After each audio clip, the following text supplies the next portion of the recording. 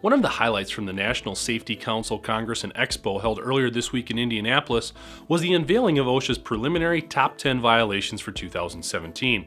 The final report will be published in December. Described by NSC President and CEO Deborah Hersman as a blueprint for keeping workers safe, here's the top 10 list of violations issued by OSHA as we enter the final quarter of 2017. At number 10, there have been just over 1,400 violations issued under the heading of electrical wiring methods.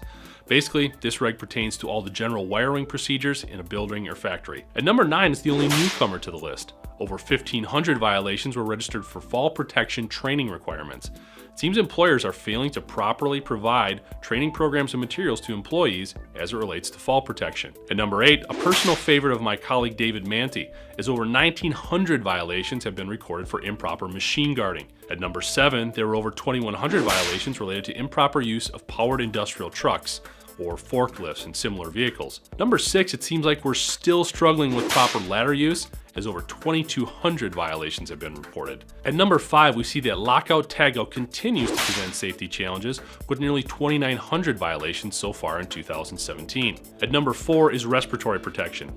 Basically, employers are either not providing the right equipment or workers are not wearing the right protective gear, to the tune of almost 3,100 violations. At number 3, there are over 3,200 violations related to improper scaffolding. At number 2, hazard communication has tallied 4,176 violations.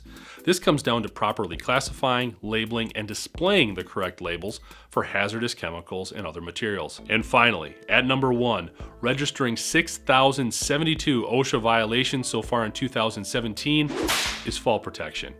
Fall protection has been the number 1 OSHA violation for the last 5 years. The good news is that the show also contained a number of solutions to help prevent these violations from occurring.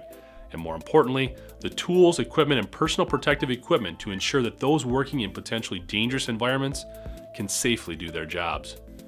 Let's be careful out there. I'm Jeff Ranke, and this is IAN Now.